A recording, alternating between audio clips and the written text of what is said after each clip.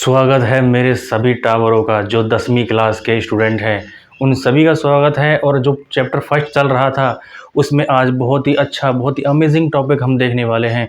जो type of chemical reaction हमारी जो चल रही थी उसकी जो अगली टाइप है उस पर हम आज बहुत ही बेहतरीन तरीके से चर्चा करने वाले हैं। पिछली वीडियो में हमने देखी, थोड़ा रिवाइज कर लेता हूँ मैं। पिछली वीडियो अगर जिसने नहीं देखी, जो नए आए हैं चैनल पर, उनसे ये रिक्वेस्ट है कि चैनल को सब्सक्राइब करिए और जो अपने साथी हैं उनको शेयर कर दीजिए, जिससे जो मेरी जो एजुकेशन सिस्टम है ये बहुत लोगों तक पहुंच पाए, क्योंकि यहाँ पर आपको बहुत ही अच्छी क्वालिटी की एजुकेशन मिलने वाली है और मिल रही है।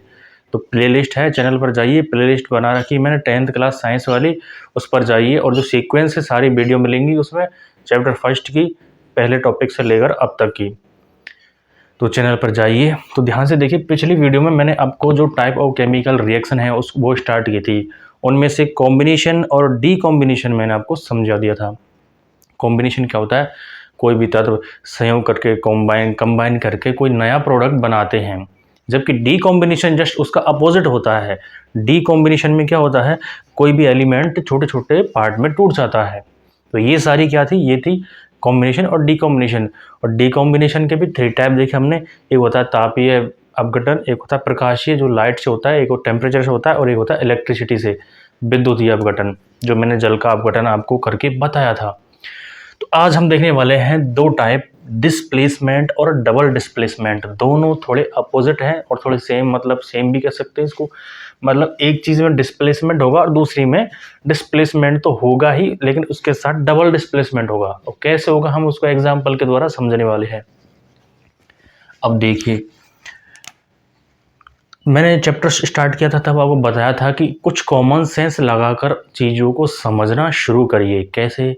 कि जैसे हमने देखी कॉम्बिनेशन रिएक्शन, संयोजन अभिक्रिया, इसका मतलब इसमें किसी न किसी तत्वों का संयोग हो रहा है और संयोग होकर क्या बनेगा? कोई नया तत्व बनेगा। जबकि अपघटन अभिक्रिया में मतलब कोई ना कोई तत्व टूट रहा है और टूटकर छोटे छोटे टुकड़ों में बदल रहा है। तो वो क्या थी? वो थी अपघटन अभिक्रिया। यहाँ पर देखेंगे विस्थापन, इसे हम बोलते हैं विस्थापन, डिस्प्लेसमेंट। विस्थापन या डिस्प्लेसमेंट का मतलब होता है कोई एक चीज़ दूसरी चीज़ को उसके स्थान से हटा दे। फॉर एग्जाम्पल हम देखते हैं कि स्कूल में आपने बहुत ये चीज़ एक्टिविटी करते होंगे, आप भी 100% करते होंगे। ऐसा कोई नहीं है, सब हरामी है एक नंबर के। क्यों? क्योंकि जब जो फ्रंट वाली जो लाइन होती है उसमें बैठने के लिए लड़ाई तो सब में होती है कि मैं बैठूंगा और मैं बैठूंगा, लेकिन जो ताकतवर होता है वो कमज़ोर को उठाकर पीछे फेंक देता है। कभी कभी ना कभी तो लड़ाई हुई होगी। तो वो क्या करता है, कोई जैसे क्लास में 1-2 ऐसे होते हैं जो अपनी लिमिट से ज़्यादा हाइट बढ़ जाती है उनकी, छोटी छोटी क्लासों में भी उनकी हाइट ज़्यादा होती है, बिल्कुल बड़े जैसे लगते हैं। तो वो क्या करते हैं, जो कमज़ोर को उठा के पीछे फेंक देते हैं। इसका मतलब क्या है कि जो ताकतवर ने कमज़ोर को उसके स्थान से हटाकर दूसरे स्थान पर फेंक दिया और खुद वहाँ जाके बैठ गया। तो क्या किया उसने? उसने किया विस्थापन। अब विस्थापन जो ताकतवर है वही कर सकता है, कमज़ोर उस ताकतवर को थोड़ी हटा सकता है। जो ताकतवर आदमी होगा वही तो किसी कमज़ोर इंसान को हटा सकता है। तो उसी टाइप से हम इस केमिस्ट्री में समझेंगे क्या? डिस्प्लेसमेंट। डिस्प्लेसमेंट का मतलब होता है विस्थापन। कोई एक तत्व, कोई एक एलिमेंट दूसरे एलिमेंट्स को उसके सॉल्यूशन से डिस्प्लेस कर देता है, विस्थापित कर देता है। ऐसी रिएक्शन को हम क्या बोलेंगे? Displacement reaction. बिल्कुल आसान है, उस वर्ड पर जाइए, वर्ड को उठाइए और उसको समझिए, उसका मीनिंग क्या है। डिस्प्लेसमेंट, डिस्प्लेसमेंट का मतलब होता है विस्थापन। अब विस्थापन, हम रिएक्शंस पढ़ रहे हैं, अभिक्रियाएं पढ़ रहे हैं, तो सीधी सी बात है किसी न किसी एलिमेंट का विस्थापन होगा, किसी न किसी एलिमेंट्स का, किसी तत्व का ही विस्थापन होगा। अब फॉर एग्जांपल 2 तत्व हैं ए और बी। ये दोनों तत्वों का क्या है? एक सॉल्यूशन है ए और बी का। अब इसमें हमने सी कोई अलग एलिमेंट डाला, कोई सी तत्व हमने इसमें डाला। अब क्या है कि ये जो सी है ये ज़्यादा ताकतवर है। ताकतवर का मतलब जो तत्व होते हैं वो क्या होते हैं? कुछ तत्व होते हैं ज़्यादा क्रियाशील। आपने देखा होगा सोडियम, पोटेशियम, लिथियम जैसे तत्व, सोडियम और पोटेशियम पानी में डालते ही या फिर हवा में डालते ही आग पकड़ लेते हैं। क्या कभी लोहे को डालकर देखा है? हमारे लोहा हमेशा आसपास मौजूद होता है, लोहा, स्टील, प्लास्टिक। क्या कभी ये आग पकड़ते हैं? नहीं पकड़ते, क्योंकि ये क्रियाशील कम होते हैं। किसकी बजाय? सोडियम और पोटेशियम के बजाय। जबकि सोडियम पोटेशियम क्या होता है, उनको हम पानी में डाल के देखना, कभी लैब में अगर आप गए हो तो सोडियम के टुकड़े को पानी में डालेंगे तो वो विस्फोट के साथ फट जाता है, मतलब वो बहुत ही ज़्यादा क्रियाशील है। इसलिए उसको किस में रखते हैं? केरोसिन में रखते हैं, आपने पढ़ा होगा। तो सोडियम जैसी धातुएं हैं तो ये ज़्यादा क्रियाशील हैं। तो अब यहाँ पर पढ़ने वाले हैं हम कि जो जो तत्व, जो एलिमेंट ज़्यादा रिएक्टेबल है, ज़्यादा क्रियाशील है, वो क्या करेगा? वो कम क्रियाशील को उसके सॉल्यूशन से हटा देगा कि तू चल हट यहाँ से, अपना काम कर, मैं इस यहाँ कर इस सॉल्यूशन में अपना सेट बना लूँगा। कैसे? देखो इधर। अब फॉर एग्जांपल ए और बी का सॉल्यूशन है यहाँ पर। अब इसमें हमने सी डाला। अब सी क्या है? ये ज़्यादा क्रियाशील है, ये मोर रिएक्टेबल है। किससे? इस बी से। ये सी इस बी से ज़्यादा रिएक्टेबल है, तो ये क्या करेगा? इस बी को डिस्प्लेसमेंट, इसको विस्थापित कर देगा और खुद उस ए के साथ जुड़ जाएगा। तो जो नया प्रोडक्ट प्राप्त होगा वो क्या होगा? ए और सी का।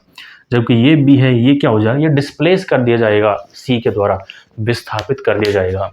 तो विस्थापन अभिक्रिया समझ में आई। कोई तत्व, कोई ज़्यादा अभिक्रियाशील तत्व या फिर मोर रिएक्टेबल कोई एलिमेंट है, वो लेस रिएक्टेबल एलिमेंट्स, कम क्रियाशील तत्व को उसके सॉल्यूशन से क्या कर देता है? विस्थापित कर देता है। अब आसान है, कोई ज़्यादा क्रियाशील होगा वही तो विस्थापित कर सकता है। ऐसा थोड़ी कि कम जो क्रियाशील तत्व है वो अधिक क्रियाशील तत्व को विस्थापित कर दे, ऐसा इम्पॉसिबल है। तो पॉसिबिलिटी क्या है?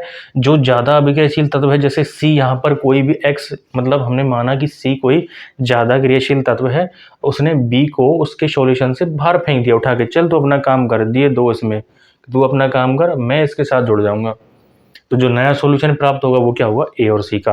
अब फॉर एग्जांपल देखते हैं, इसके बहुत अच्छे एग्जांपल हैं। हमने एक सॉल्यूशन लिया हाइड्रोजन सल्फेट का, जो H2SO4 का, हाइड्रोजन सल्फेट का हमने क्या लिया? एक सॉल्यूशन लिया। अब उसमें हमने जिंक डाली। क्या डाली? जिंक। जिंक धातु होती है। अब जिंक ज़्यादा क्रियाशील होती है। किससे? हाइड्रोजन से। ये हाइड्रोजन क्या होता है? ये लेस रिएक्टेबल होता है, कम क्रियाशील होता है, जबकि ये मोर रिएक्टेबल होता है। ये क्या होता है? जिंक है, ज़्यादा क्रियाशील है जिंक धातु हाइड्रोजन से। अब ये जिंक क्या करेगा? जिंक हाइड्रोजन को उसके जो विलयन से क्या कर देगा? विस्थापित कर देगा, डिस्प्लेस कर देगा। इसने कहा जिंक ने कि तू चल हाइड्रोजन अपना काम कर और मैं इस सल्फेट के साथ जुड़ जाऊंगा। तो इसने किसका निर्माण किया? इसने जिंक सल्फेट का निर्माण किया, ZnSO4 का। ध्यान से देखो, हाइड्रोजन सल्फेट का सॉल्यूशन था, विलयन था, उसमें हमने जिंक के टुकड़े डाले। जिंक होती है कोई मेटल, जिंक होती है एक मेटल धातु। जिंक क्या है? मोर रिएक्टेबल है, ज़्यादा क्रियाशील है, जबकि हाइड्रोजन लेस रिएक्टेबल है, कम क्रियाशील है। तो क्या करेगा? जो ताकतवर होगा वो कमजोर को उठाकर फेंकेगा। तो इस जिंक ने क्या किया? हाइड्रोजन को विस्थापित कर दिया उसके विलयन से। तो जो नया प्रोडक्ट क्या बना? ZnSO4। ये जिंक उस सल्फेट के से जाकर जुड़ गया और हाइड्रोजन को अलग कर दिया। हाइड्रोजन यहाँ पर गैस मुक्त हो जाती है।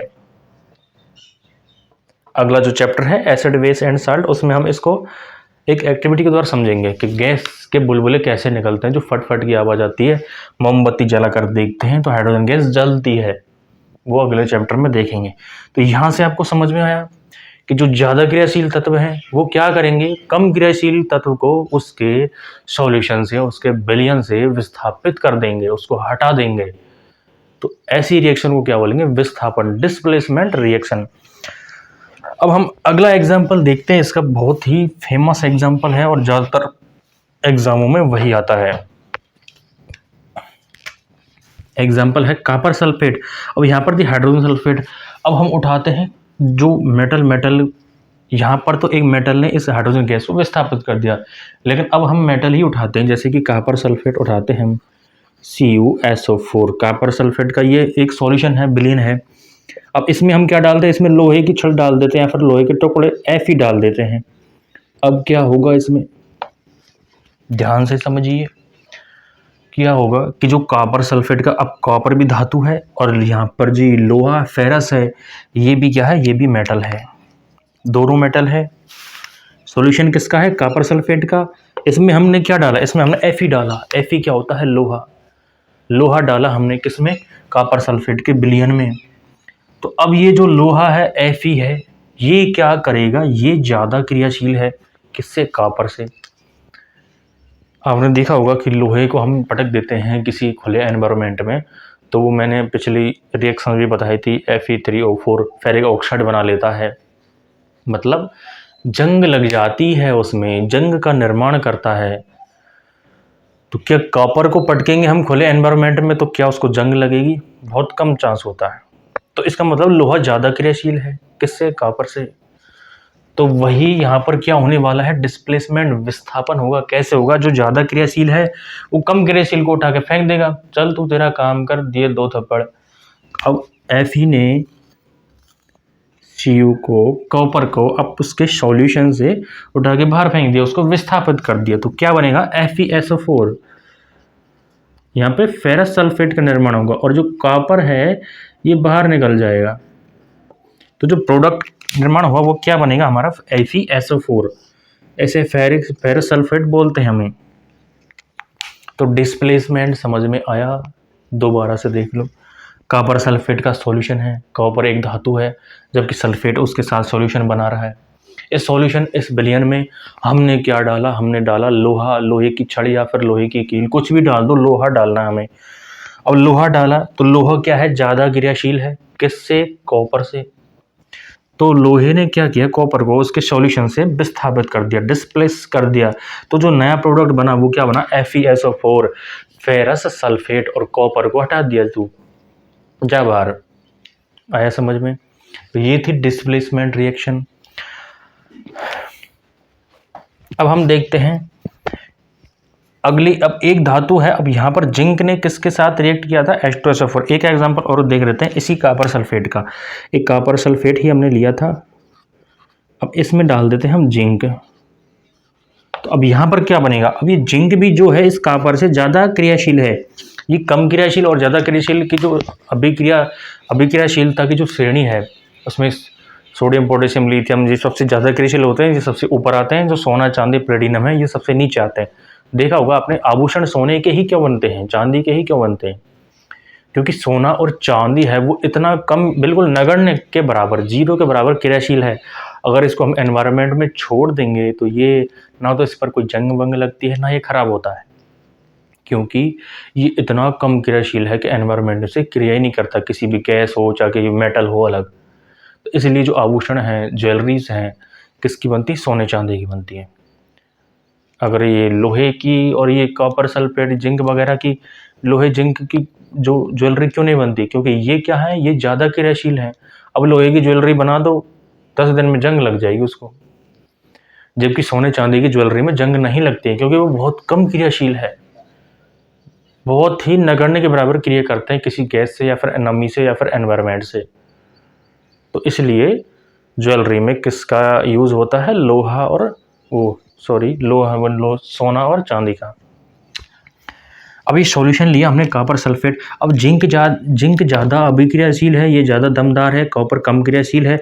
ये क्या करेगा, कॉपर को उसके विलयन से विस्थापित कर देगा, तो क्या बनेगा, ZnSO4, जिंक सल्फेट, और कॉपर बाहर निकल जाएगा। तो ये थी हमारे डिस्प्लेसमेंट रिएक्शन। अगली रिएक्शन है डबल डिस्प्लेसमेंट रिएक्शन। ये है डबल डिस्प्लेसमेंट, दोनों को कंपेयर करके बता रहा हूँ, इसलिए बिल्कुल इसको लिख भी लेना, स्क्रीनशॉट ले लेना, और बहुत ही आसानी से मैं समझा रहा हूँ, समझ में आपके आ रहा होगा। वीडियो को लाइक जरूर कर दीजिएगा और शेयर कर दीजिए अपने फ्रेंड्स के साथ, जो 10th क्लास में है या फिर जो 9th में है, 10th में आने वाले हैं कुछ दिनों में। अब है डबल डिस्प्लेसमेंट। अब इसमें थोड़ा लॉजिक लगाओ। लॉजिक क्या लगाओ कि डिस्प्लेसमेंट तो इसमें होगा, डिस्प्लेसमेंट, विस्थापन तो इसमें होने वाला, लेकिन डबल, 2 बार डिस्प्लेसमेंट होगा इसमें, जिसको हम बोलते हैं आदान प्रदान। देखो ध्यान से, कोई ए और बी 2 एलिमेंट हैं और सी और डी से रिएक्ट कर रहे हैं, दोनों ए बी सी डी से रिएक्ट कर रहे हैं। अब यहाँ पर डिस्प्लेसमेंट तो होगा, लेकिन 2 बार डिस्प्लेसमेंट होगा। कैसे कि ये सी है, बी को डिस्प्लेस कर देगा और ये बी जाकर डी से जुड़ जाएगा। कैसे, तो क्या बनेगा, ए सी और बी डी। ये सी ए से जुड़ जाएगा और ये बी डी से जुड़ जाएगा। तो ऐसी रिएक्शन को बोलेंगे डबल डिस्प्लेसमेंट। इसमें 2 बार तक किसी तत्व का विस्थापन होगा। जैसे कि ये है ए बी और सी डी। अब सी ने बी को विस्थापित कर दिया, लेकिन बी सी की जगह जाकर जुड़ जाएगा, जबकि इसमें ऐसा नहीं था। इसमें सिर्फ वो अलग हो जाता है जो कम क्रियाशील होता है, और जो ज़्यादा क्रियाशील होता है वो उसका विलयन में उस सल्फेट से जुड़ जाता है। यहाँ पर क्या होगा, यहाँ पर A B plus C D is equal to A C plus B D, मतलब कि जो है ए सी से जुड़ गया और बी डी से जुड़ गया। इसमें 2 बार विस्थापन हो रहा है, 2 बार डिस्प्लेसमेंट हो रहा है, इसलिए हम बोलते हैं डबल डिस्प्लेसमेंट। फॉर एग्जाम्पल लेते हैं इसके सोडियम सल्फर Na2SO4 सॉल्यूशन किसका, एक सॉल्यूशन है बेरियम क्लोराइड का, ये होता है बेरियम क्लोराइड, ये होता है सोडियम सल्फेट। अब बेरियम भी धातु है, सोडियम भी धातु है, ये क्लोराइड है, ये भी इसका सॉल्यूशन है। अब ये क्या करेगा, बेरियम, सबसे पहले सोडियम क्या करेगा कि इस Ba को डिस्प्लेस कर देगा, बेरियम को। क्यों कर देगा, क्योंकि सोडियम कहेगा कि ये जो क्लोराइड है ये तो सिर्फ मेरे साथ अच्छा लगता है। क्यों, आपने नमक का फॉर्मूला देखा होगा NaCl, नमक का फॉर्मूला क्या होता है NaCl, सोडियम क्लोराइड जिसे हम बोलते हैं। तो इसमें सोडियम भी है और क्लोराइड भी है, तो जाता सोडियम किसके साथ मिलता है, क्लोराइड के साथ। तो सोडियम इससे कहेगा कि इस क्लोराइड को तू मुझे दे दे, मतलब मैं इसके साथ रिएक्ट करके अपना नया प्रोडक्ट बना लूँ NaCl। तो ये सोडियम क्या करेगा, क्लोराइड से बॉन्ड बना के NaCl का निर्माण कर लेगा। अब बचा क्या, बचा SO4। अब ये बेरियम क्या कहेगा कि जो SO4 बचा है तेरे पास उसको मेरे को दे दे, तो इसलिए मैं यहाँ पर क्या बना लूँगा, बेरियम सल्फेट। तो आपने देखा होगा यहाँ पर हो रहा है 2 बार डिस्प्लेसमेंट, 2 टाइम डिस्प्लेसमेंट, 2 बार विस्थापन। कैसे हो रहा है, देखो सोडियम ने बेरियम क्लोराइड से बेरियम को विस्थापित कर दिया और क्लोराइड को अपने साथ जोड़ लिया, तो क्या बना NaCl, सोडियम क्लोराइड। अब बेरियम क्या करेगा कि बेरियम इधर क्या बचेगा, सल्फेट, तो उससे जुड़ जाएगा तो बेरियम सल्फेट बनेगा। तो 2 बार विस्थापन हुआ या नहीं हुआ, तो इसे हम बोलेंगे डबल डिस्प्लेसमेंट। एक एग्जांपल और देख लेते हैं हम इसका। ये एल्यूमिनियम Al2SO4 का होल्थाइज एल्यूमिनियम सल्फेट है और कॉपर क्लोराइड CuCl का होल्थाइज से रिएक्ट करेगा। अब क्या करेगा, ये कॉपर है, कॉपर सल्फेट से जाके जुड़ जाएगा, और जो एल्यूमिनियम है ये एल्यूमिनियम क्लोराइड से जाकर जुड़ जाएगा। तो ये क्या बनेगा, AlCl3, और ये बनेगा कॉपर सल्फेट। तो यहाँ पर भी क्या हो रहा है, 2 बार डिस्प्लेसमेंट हो रहा है, 2 बार विस्थापन हो रहा है, तो इसलिए इस रिएक्शन को हम बोलेंगे डबल डिस्प्लेसमेंट रिएक्शन। अब क्लियर हो गया होगा सभी के डिस्प्लेसमेंट रिएक्शन क्या होती है, विस्थापन, और इसे हम बोलते हैं द्विविस्थापन। जो हिंदी मीडियम वाले हैं उसे हम बोलेंगे द्विविस्थापन। तो ये विस्थापन और द्विविस्थापन बिल्कुल आसानी से समझ में आई होगी। अब हम देखेंगे इसके आगे जो कौन कौन सी रिएक्शन होने वाली हैं।